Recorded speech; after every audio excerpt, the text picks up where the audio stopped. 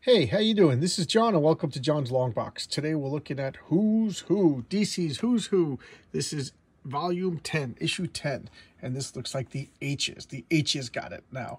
All right, so we got Hawkman over here. This is Hawkman from Earth 1, Hawkman from Earth 2, and again, all the names are right here. Oh, look at this. This is damaged. I don't know what happened. Look. Did something spill on this? I don't know. Look, it looks like ink from old tape got on that and ruined it. So I got to pick up another copy because I'm a freak like that. And I don't know who everybody is. Harpus, I didn't know that from you, Omega. Oh, wow, a lot of people on this side. I haven't seen this in forever. And I still don't know who's doing the cover art. I don't see a signature.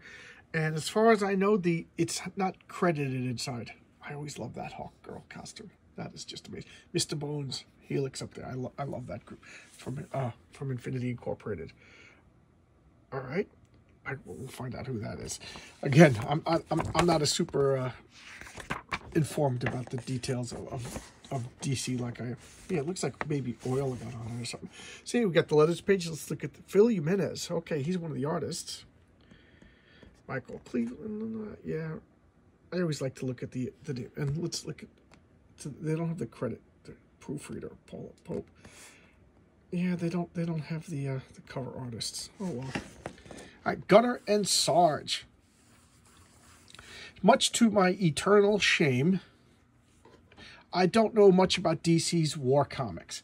I've been listening to a lot of Chuck Dixon, and Chuck Dixon, he says, and I'll believe him because Chuck Dixon is not only a great writer, he's not only the most prolific writer of all comic books, but he's also one of the biggest comic book fans.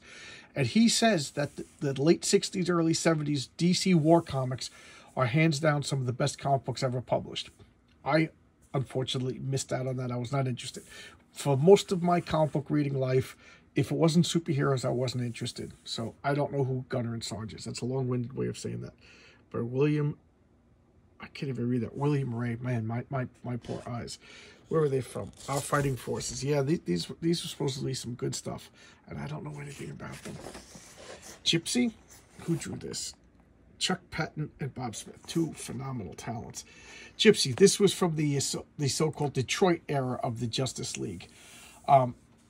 Believe it or not, I have them all. I haven't read them yet. They are in my back issues. I have 11 long boxes full of back issues to read, and I joked around the last video that wouldn't it be great if I got hit by a truck, broke both my legs, and had a year to just do nothing but read comic books.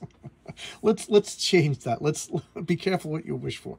How about I win the lottery and I can retire early? Okay, let's amend it to that, and then I'll be able to read all these wonderful comics. So I don't know much about Gypsy. I do know about Halo. She was in the Batman and the Outsiders. I think Batman and the Outsiders has the fortune of being the third DC comic book that I actually collected. The first being the Teen Titans, the second being the Legion of Superheroes, and then the third being Batman and the Outsiders. So I always consider them, they're like the trinity of what got me into DC. Maybe I'm lying. I think Infinity Incorporated came in there. One of those, I don't know, but you get what I'm saying, that they're one of the original. So I really like this character. This is Jim Aparo, Mike W. Barr, and they were like on top of their game when I started collecting DC. They were some of the powerhouses. Jim Aparo, I think he passed away, but I remember I just loved his, and from all intents and purposes, from what I heard about him, he's like not only a consummate professional, but just a real hell of a nice guy. But anyway, her powers, she has different light auras that could do different things. Did I skip a page? That seems to be like my catchphrase. Did I skip a page? I don't even need to look at the credits to tell that this is George Perez. So Harbinger was the second banana of the Anti-Monitor in the Crisis on Infinite Earths. So she was like the go-getter that the Monitor would order her around to go do the missions. And I thought she had the cool power. She could replicate herself into many forms, and then they would all have like independent thought. Then they would all merge and share their experiences and memories. Just pretty cool. And she could fly at like light speed. That is just to me, that's like the ultimate George Perez designed uniform. He always has like metallics. And his original designs, with few exceptions, are not my favorite. I love his artwork, but his designs kind of leave me wanting. And they always seem to be more like sword and sorcery than superhero. Look at that. Can you understand what I'm saying? Does it make sense? And I love George Perez. Okay, this is the original Harley Quinn. This is a character that people just kind of forgot about. She's been memory hold, but she's from Earth 2. She fought the original Green Lantern and then ended up marrying the Green Lantern and became the mother of Obsidian and Jade. And I don't know, does she still exist in DC continuity? Look at that costume. She looks like what, like a Punch and Judy? Is that what those things are called? I don't know. I think it's charming. I have like an affection for the old-fashioned looks and the old-fashioned designs. And who drew this? Martin Nodell and Dick Giordano. Unfortunately, I wouldn't have guessed that. I consider myself pretty good at picking out art, but that one I wouldn't have guessed. And this is Harpus. She was in the Omega Man. And who drew this? Sean McManus and Bob Smith. You're not going to believe me, but I was going to say Sean McManus, but I doubted myself. Why? Because I recognize the way he draws faces and the lines, but I doubted myself. So now you're going to be like, yeah, right. But there she is. She started, she was in the Omega Man, but she started in Green Lantern 141. Good. I mentioned the Omega Man quite often, actually. It's a series I remember fondly. I thought it was pretty good. It was science fiction and superheroes. It was one of the first comic books that like straddled both genres and did a good job. I recommend. I think you can get them cheap. Okay, Sam Glanzman right? That's what it's. Yeah, the Haunted Tank. Now, what is it? This tank is like haunted by who's it haunted by? Jeb Stewart. Yeah. It's a World War II tank haunted by the ghost of a Civil War era general. It's just a high concept, bizarre thing, and I wouldn't have touched this with a 10-foot pole growing up because, like I said, I like superhero stuff. But Chuck Dixon gives a good recommendation, so I picked up Our Army at War #1, so I will be picking up some of the stuff. So Jeb Stewart, Archer. Yeah, I never read any of these stories. Nowadays, I'm more interested. Hawk, son of Tomahawk. Who drew this? Frank. Is that Frank Thorne? Okay, I couldn't read it. I never would have guessed that. Even though it says right over here. For Joe Kubert. I don't know anything about Hawk, son of Tomahawk. Again, nowadays, I'm more interested in Western comics than I've ever been before. So I know this one. I don't know. Sorry, guys. Not too exciting. I don't seem to know a lot about this. I do know about Hawk and Dove. Where was their first appearance? Showcase 75. This was Steve Ditko creations. So with Steve Ditko, okay, I could pontificate about Steve Ditko for hours upon hours. I could do like an hour-long video talking about Steve Ditko. I really admire the man. Big fan. But Steve Ditko famously created Spider-Man with Stan Lee, created Doctor Strange with Stan Lee over at Marvel. He was like one of Marvel's premier artists. Strange Tales was kind of his domain. He did the main stories in Strange Tales, which was an anthology horror comic. Then it became superheroes when the horror comics kind of started to die down, and it was the home of the Human Torch. And I forget who drew that. That's gonna drive me nuts. But the backup feature was Steve Ditko doing Doctor Strange, and oh my God, those Doctor Stranges are to die for. They are so good. I recommend them. I showcased the very first Doctor Strange, but I should showcase some more of them. Put that on the back idea. All right. So anyway, for reasons that everybody has different explanations, Steve Ditko and Stan Lee had a falling out, and he left. He went to Charlton Comics, where he revamped Captain Atom and the Blue Beetle, and he created the Question. And then he came back to DC, where he created Shade the Changing Man, Hawk and Dove, and the Creeper. And then he came back to Marvel, and I don't think he was too happy, and I don't think he did his best work. But anyway, Hawk and Dove, what are they? He's the conservative, he's the liberal, he's more action-oriented, he's more peaceful and wants to talk things out. So it was again, Jack Kirby, Steve Ditko was really into like these philosophies and discussions and you know, figuring things out. And like, I think that's great. You know, it's kind of like a lost art, you know, trying to figure out the other side. Now, Steve Ditko was a very conservative, so, but I don't think he made Dove to be a joke. You know, he gave him, I think, a pretty honest shakes. Hank Hall, who is Hawk, let's face it, comic book writers tend to be a little bit more on the left-leaning side, and they always made Hank to be like a blowhard brute. You know, and Steve, I think, tried his best to give them both a fair shake, but I think Hank just was given, like, he was a dumb jock, brute bully, you know, borderline, like, brutal, you know, and I always thought that was just unfair, you know, just unfair treatment, you know, just...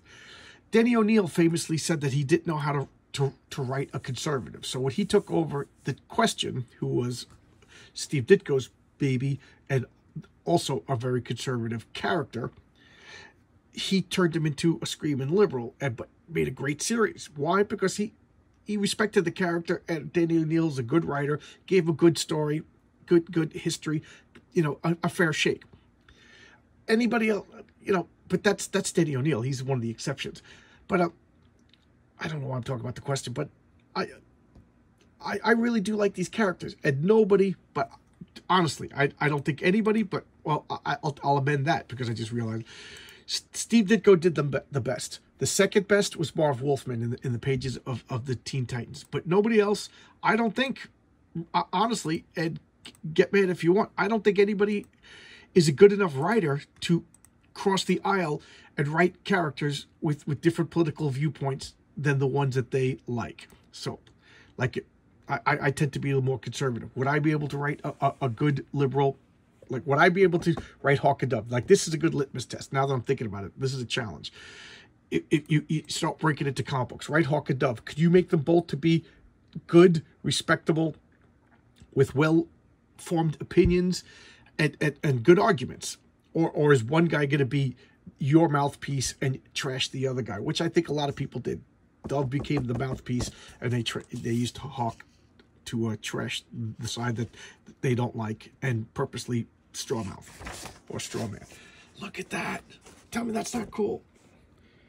Steve Rude. Yeah, no wonder. Steve Rude, the dude, and I forgot to see. Dennis Cowan and Dick Giordano. That's why I just want to see who drew that. Steve Rude. First off, Steve Rude draws the cutest girls. Josh Howard and Steve Rude. If you ask me, they draw the cutest girls. Josh Howard is not a DC guy. Josh Howard does a T-Bird and Throttle, a comic book that I just raved about. But look at that. I just love the way she's ready. She looks like she's holding back her temper over here. So this is Shira Sanders Hall. This is Hawk Girl from Earth 2, the original Hawk Girl. And this is what, that's her husband, Carter Hall, Hawk, the original Hawk Man. Egypt, they were archaeologists. Yeah, there we go. And this is by Murphy Anderson. I love Murphy Anderson. Just wonderfully old-fashioned in the best sense of the word. But anyway, they were archaeologists. They found the nth metal, and it like transferred their souls from whatever they reincarnated over billions of years, and back and forth. And it's really confusing. You know, they went from Earth 1 to Earth 2. Their soul went from Egypt to Thanagar to the Hawk planet, and blah blah blah blah. And they kept changing their origins. This is the whatever, that was the Golden Age. This is the Silver Age, Hawkman and Hawk Girl.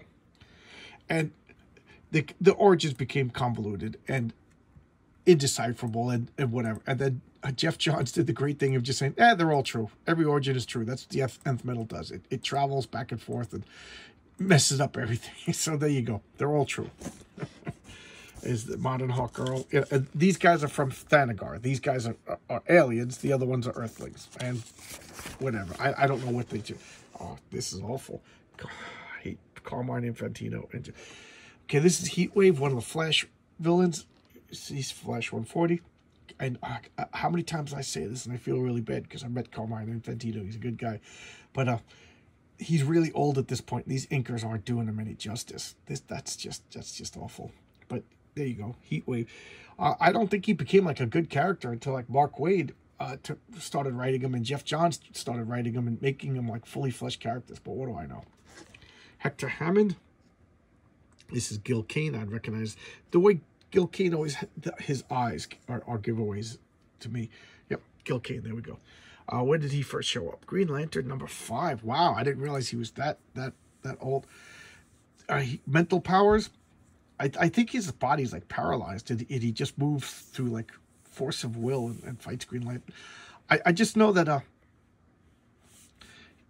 in some of the later issues, and again that might be retcon now because I stopped reading Green Lantern around 2014 or so, that he was like jealous of Green Lantern being a ladies' man, and he was basically trying to access his memories to get like, what was it like to be with Carol Farris, you know, Blake Lively in the movie. Who wouldn't want to know what that's like?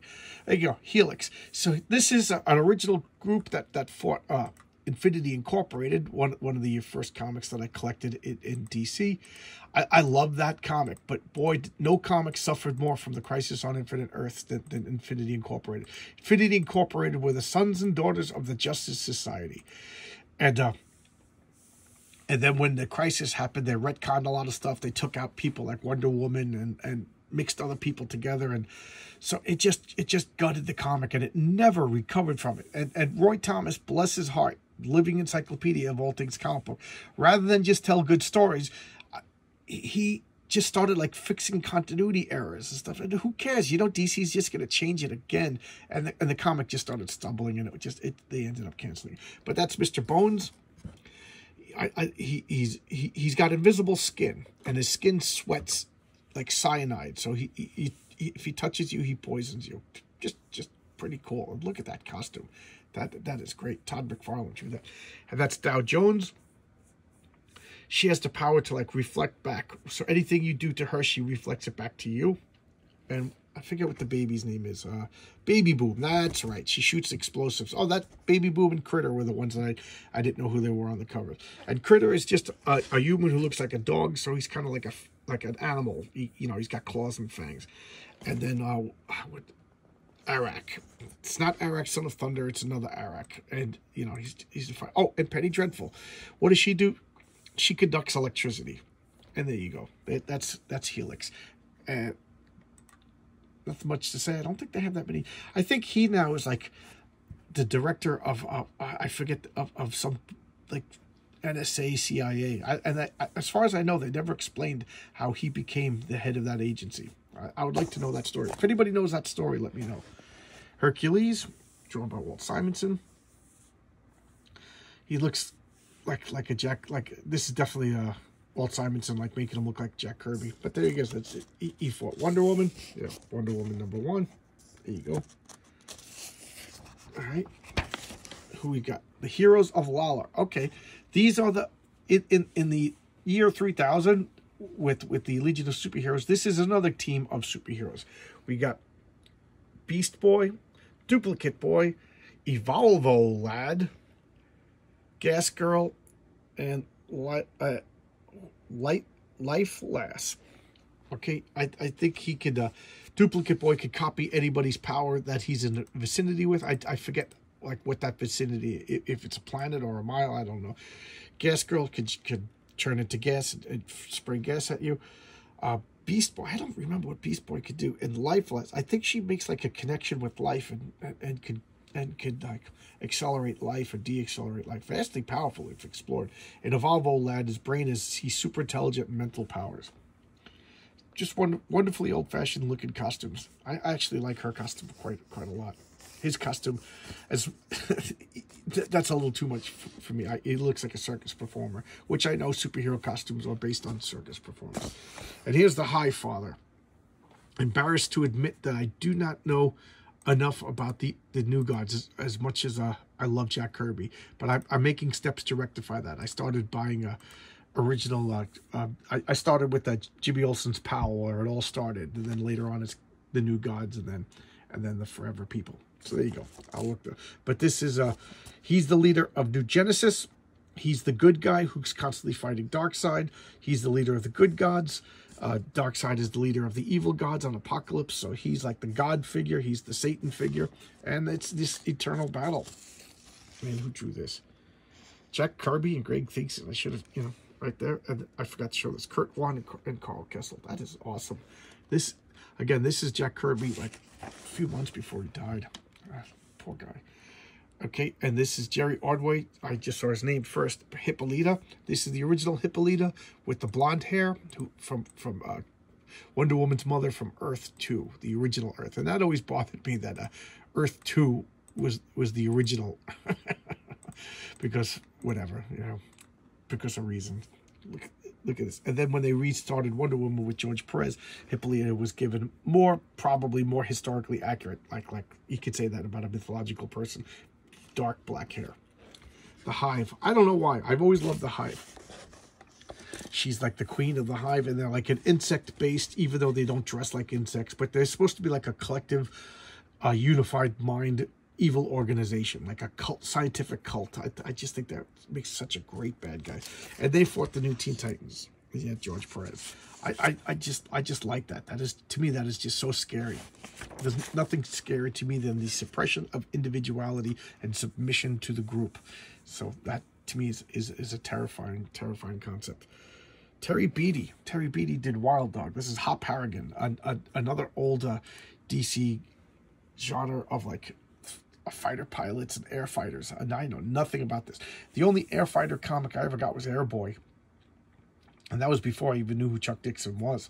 You know, I just got it. I don't know what it was, but just picked it up. So I know nothing about Hop Harrigan. So I will go to, how do you pronounce his name? Hungun, right? He's like a voodoo shaman, but the interesting twist is he uses science and technology. This is an original George Perez design. Do you guys, you see what I'm talking about when I say like George Perez designs to me aren't like classic superhero-ish. They're like sword and sorcery mixed with science fiction and superhero. Kind of cool. He's a member of the what are they? The Fearsome Five, right? Yeah, the Fearsome Five. The Brotherhood of Evil. So I don't know. Did he start out fighting the Doom Patrol? Where's his first appearance? The new Teen Titans. So he did, but he joined the team that fought the Doom Patrol, but he debuted in the new Teen Titans because the new Teen Titans and the Doom Patrol had they were like related to Beast Boy. Our Man. I love that old-fashioned cranky costume. Cranky. Oh, what's wrong with my brain? This is Murphy Anderson drawing Our Man. Rex Tyler. He would take these pills that would give him like super strength and endurance and stuff. Basically super uppers that he would take and give him an hour's worth of energy, and then he would fight crime for 1 hour. And then, of course, he became addicted to it. Oh, actually, yeah, that became like a story. So he took like basically super steroids. Is really the only way to describe what he was taking. And of course, they told that story that it was, you know, as sensibilities changed back then, I guess in the 40s, you know, steroids and drug addiction. It was, you didn't really talk about it. It was more innocent, I guess, in the comic books, not in real life. So who drew this? Dennis Cohen, Rick Magyar. This is his son, became the second Our Man in a real cheesy costume. I hate this costume. I hate everything about it. Which is why they went to the old classic costume for him. The Human Bomb. I don't know. I love that costume. That's William Mesner Loebs. Oh, wow. He drew. I always thought he was just a writer. I didn't know he drew. What do I know? But he is from Quality Comics, I think, was originally the comic book company. Yeah, Police Comics #1, which also had Plastic Man. So I don't know. Was he also created by Joe Cole? And he was, you know, scientist, bad accident, and he would explode. So if he took off his glove and his glove was exposed to the air, it would just explode. Boom, boom, boom. So he's the classic Pinocchio. He lost his humanity. He has to live in these bandages. You know, right up my I love the Pinocchios. For those of you who don't know, it's been a while. It's a concept I made up with anybody who, you know, like Pinocchio. He wants to be a real boy. So Ben Grimm, one day I was saying, like, you know, he's like Pinocchio. He wants to be a real boy. He lost his humanity. He's like Pinocchio. And that just became my term for any of these characters that are no longer human and want to be human. So he's, you know, I know. That's just he's just tragic. There's no other way to describe him. The Human Target. I've always hated that name. The Human Target. Dick Giordano. So he's like a bodyguard. You hire him, and he'll become the target and save you. And the classic spy stuff. Never. I think I got like a 6-issue series in the 90s of him. That I don't really know much about him. The Hellcats. Who drew this? Mike Chen and Joe Orlando. I know nothing about this. Where are they from? Did they say what comic? Our Fighting Forces 121. Again, I can repeat myself over and over again. I don't really know much about the DC's war comics from the 60s and 70s. I really should. And that's something I'm trying to rectify. This is Rick Stessis and Carl Kessel doing the Huntress. She fights Wonder Woman. I love that costume. That's just a cool costume. What is she? She's hugging. Oh, that's the Sportsmaster. That's her like husband, lover. I don't know if they're still related or so. She's fighting Wildcat over here. Another guy I really love. I don't know. She's like a more vicious version of Catwoman, the Huntress. That is just that. I love that. That's and here's the new Huntress. Originally, she was, Selena Wayne. This was the daughter of the original Batman and the original Catwoman, and she grew up to fight crime on Earth 1.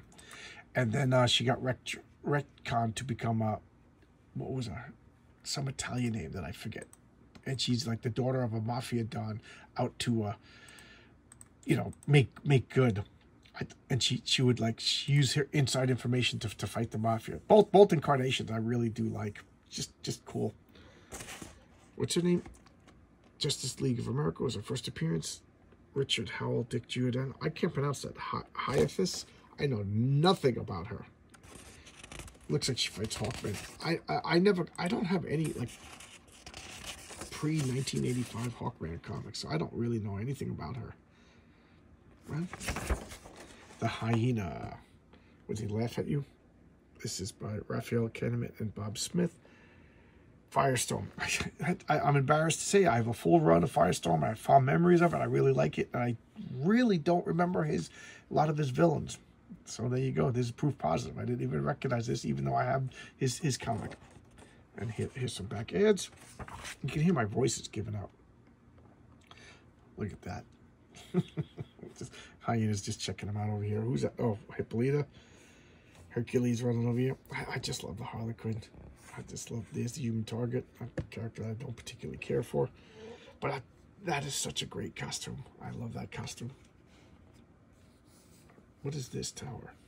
Oh, the Hive. The Hive. Okay. All right. So there you go. That's the Who's Who issue number 10. And let's talk a little bit about some business now. Okay.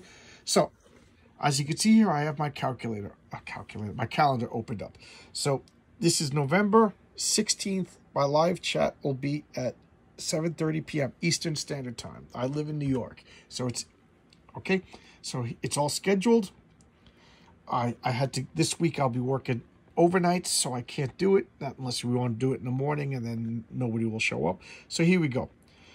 I'll put a note in the comments now that I figured out how to do that. So this will be the live chat that I promised for getting 300 subscribers. You can see it. It's in my calendar, November 16th, 7:30 p.m. All right.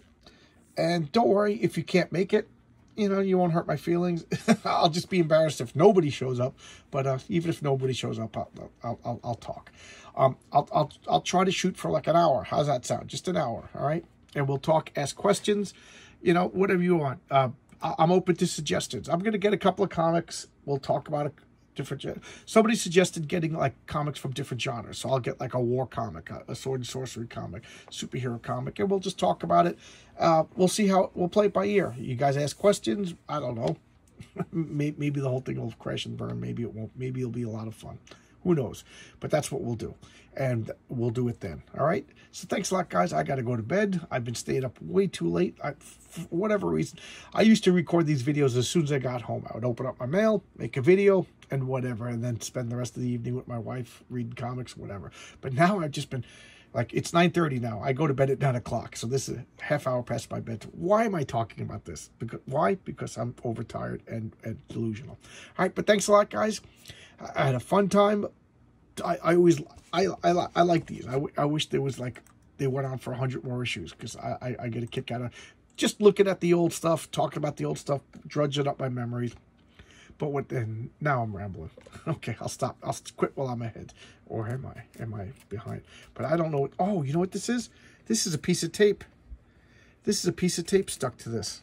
You want to watch me ruin a comic book live? See if I can pull this tape off. Oh. There you go. It's already ruined though. All right. See you tomorrow, guys. All right. Bye-bye.